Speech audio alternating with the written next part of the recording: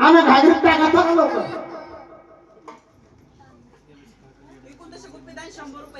बर या बाईला बाई घेऊन पाडून ती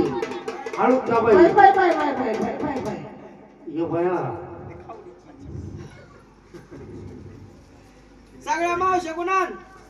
चौखड ही डागा पदर कर जा येडा माहिती घागर एक वारला 50 100 टाकायचे टाका घागरीत काय 50 100 टाका